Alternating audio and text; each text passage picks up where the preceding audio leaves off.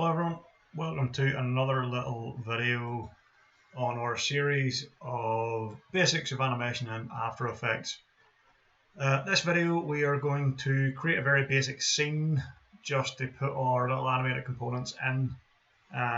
You'll remember from last time that we created this little contraption and we animated it.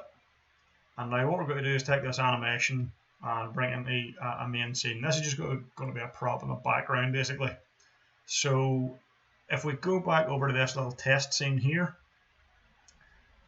we made this way at the very start. It was a HD scene, it was HD composition, and we haven't done anything with it yet. Now it's time to start filling this out.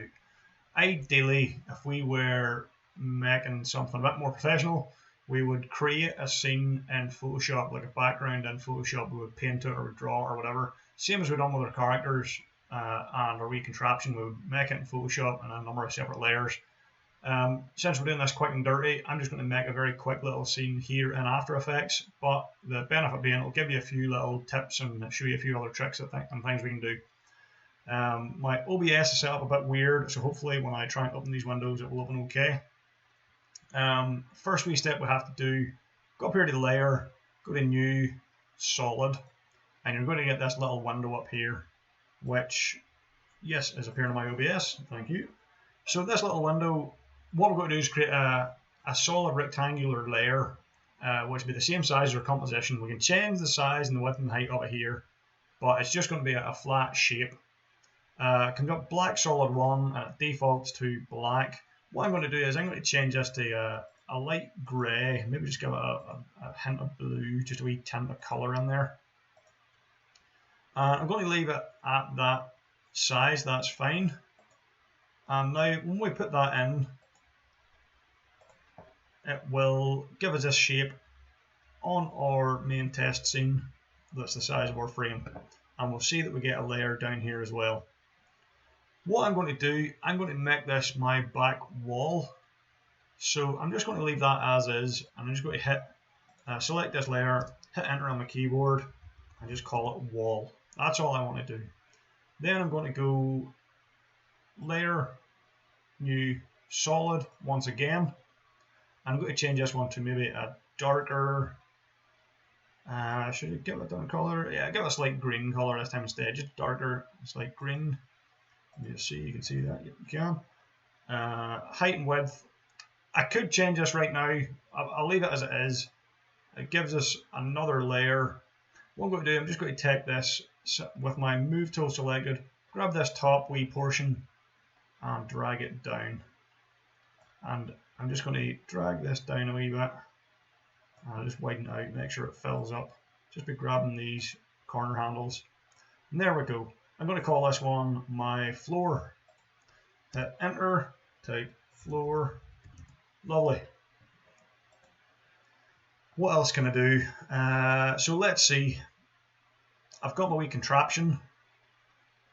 And all I want for my scene is to have that contraption in the background chugging away. So I'm just going to drag one in here. I'm going to grab this composition over here, contraption, and drag it onto my test scene. And what this is doing is actually giving us a composition within a composition. And this is one of the key things is how we animate and how we create effects and things in After Effects. We have compositions nested within other compositions. So here we are, we've got our contraption. You can see it's quite large. But what I can do is just grab that and shrink it down. Now you can see there it's warping about out of shape. So if I just hold the shift key, it will keep it in proportion. So I want to I'll just zoom in here and shrink it down a wee bit more. And I'm just going to place it over here. Now, first thing you'll notice, we have this white layer surrounding it. Easy to get rid of that. We just go back to our contraption layer and scroll down through its list of layers. Find that background and just deactivate it. Just switch it off. We can delete it or we can just hide it. And that'll feed back to our main scene, and you'll see there that that disappears, just leaving us with our contraption with no background around it. That's the way we want it. So that's okay, that's sitting there. If we play through this animation, it'll take a little chug to load up, and it plays once and then it disappears. In our next video, we're going to learn how to loop that and make it play for the duration. But for this one, I just want to set up my scene and tidy this up a wee bit, make it look a bit more detailed, a bit more interesting. What I'm going to do is I'm going to go layer, new, solid one more time, and I'm going to make this black again and just hit OK. What I want to do is add a little kind of shadow and a little bit of a fade out, a little vignette around the edges of the corners to add a bit of atmosphere. So what I'm going to do, I'm going to add an oval shape here. The easiest way to do that is if I come up to my rectangle tool here and hold it down, we have an ellipse tool in the sub options. Now I could, if I want, just click and drag out an oval of whatever size I want, but really quick way to do it is just double click that and it will create an oval the full size of that layer. Now what I want to do is I want the black to be in the corners and be able to see in the middle, so this is giving us the opposite of what I want. So what I need to do is come down to this black solid layer that's appeared. Now when I add that shape, you see the yellow outline around here, it's actually creating a mask, it's creating a mask path for us, and that is added to our properties in the timeline layer, and you see it automatically picks it out here, mask number 1. All we need to change for this is where it says add, click on this and swap that to subtract. And what that's going to do is the black areas going to make them invisible, and the invisible areas make them black. It's basically going to invert what we've got, add, subtract, doing two opposite things. Click that and we've swapped that around. Lovely. So next little thing I want to do, I want to soften these edges a wee bit. They're very, very harsh.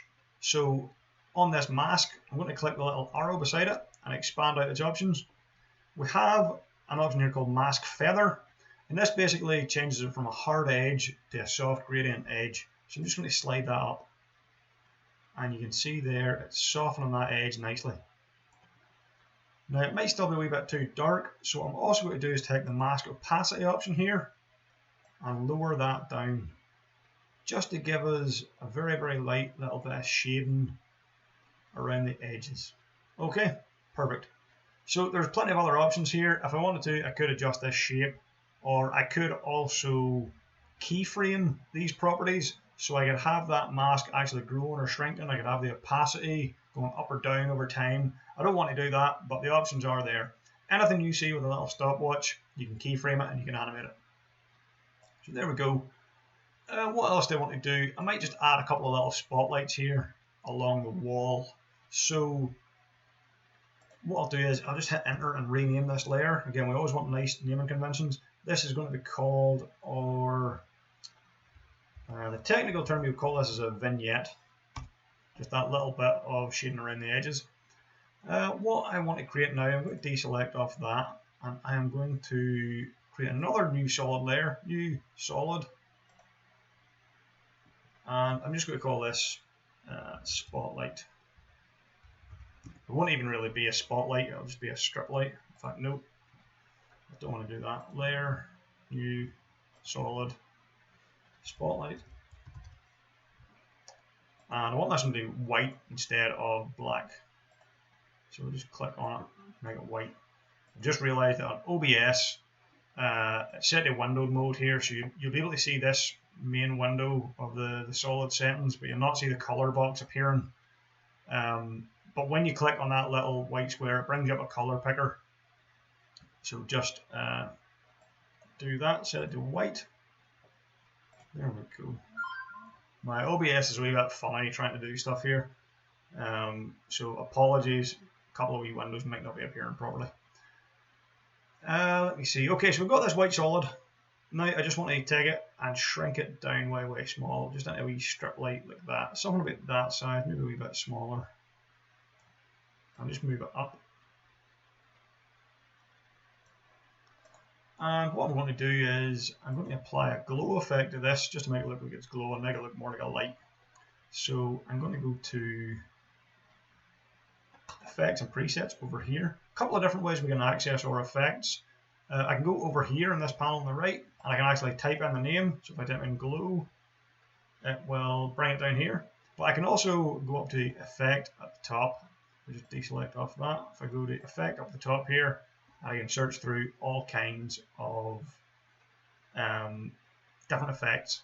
Now, if you know where you're looking, this might be a faster way of doing it, but if you know the effect you're looking for but don't know where it's located here, use this wee search bar over on the right hand side, can be faster.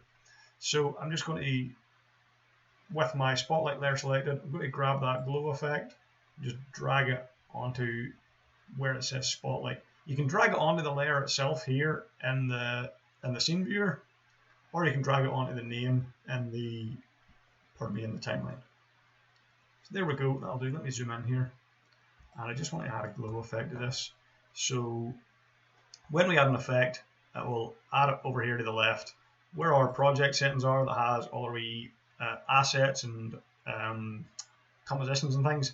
We also have an effects tab.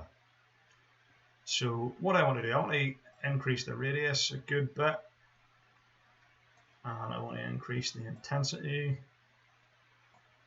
Let's see, do I want to change anything else here? Glow threshold, increase that.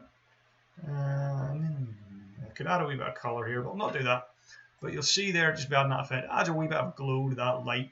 So it's nothing fancy, it's nothing too, it's not the best looking thing in the world, but it just adds, it takes away from the plain background.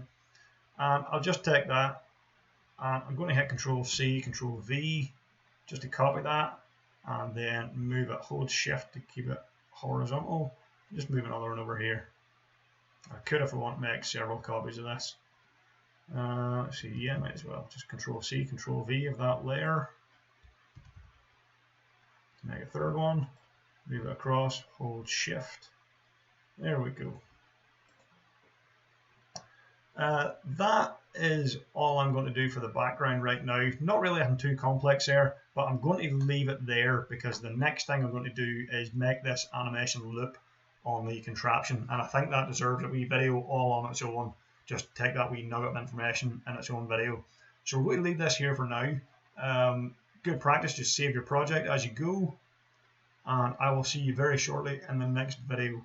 Thank you very much.